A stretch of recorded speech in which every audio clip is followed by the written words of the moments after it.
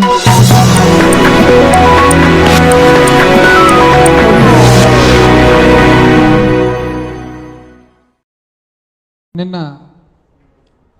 ఆంధ్రప్రదేశ్ రాష్ట్ర ముఖ్యమంత్రి నారా చంద్రబాబు నాయుడు గారు white paper on state finances అని అసెంబ్లీ సాక్షిగా రిలీజ్ చేయడం జరిగింది. అయితే ఆ వైట్ పేపర్ డాక్యుమెంటు బాగా దాదాపు 30 చిల్లర పేజీలు ఉంది డాక్యుమెంటు పీపీటీ రూపంలో. అది చూస్తే చాలా ఆశ్చర్యంగా ఉంది. ఇప్పుడు ఇందులో ఈ వైట్ పేపర్ అనేది ఎవరైనా కానీ ఎప్పుడు రిలీజ్ చేస్తారు? మీరు విజయవంతంగా మీ పరిపాలన మొదలుపెట్టి ఈ విధంగా ముందుకు తీసుకోబోతున్నాము రాష్ట్రాన్ని ప్రగతి మార్గంలో, అభివృద్ధి మార్గంలో.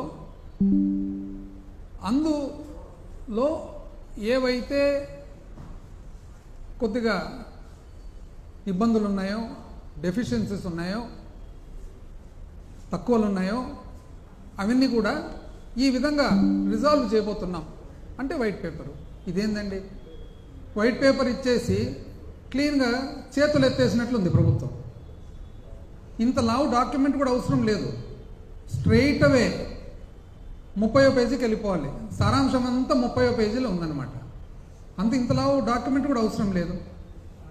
అంటే ఇది వైట్ పేపర్ అనేది మీరు తెలుగుదేశం ప్రభుత్వము మీరు చెప్పినట్లుగా ఎంతో ఆశలతో ప్రజలందరూ కూడా మిమ్మల్ని ఎన్నుకున్న తర్వాత వాళ్ళ ఆశలన్నీ కూడా మొత్తం నీరుగార్చి నిరాశ చెందే విధంగా మీరు ఈ వైట్ పేపర్ రిలీజ్ చేయడం జరిగింది.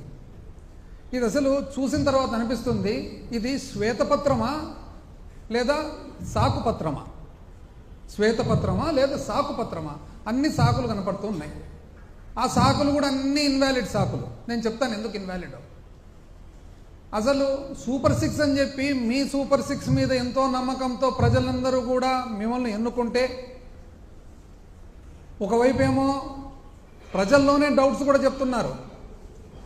అసలు ఈ విధంగా ఇన్ని సీట్లు ఎట్లొచ్చినాయి, ఈ విధంగా ఇంత మెజారిటీలు ఎట్లొచ్చినాయని చెప్పి ప్రజలు ప్రశ్న ఒకవైపు. ఈ మధ్యకాలంలో సీనియర్ ఐఏఎస్ ఆఫీసర్స్ కూడా ఎంతోమంది ప్రశ్న వేస్తున్నారు అసలు ఎన్నికల విధానంలో. సరే, ఏది ఏమైనా కూడా సూపర్ 6 ఇప్పుడు మొదలు కాకముందే మొట్టమొదటి ఓవర్లోనే సూపర్ 6 డక్అవుట్ అయినట్లుంది.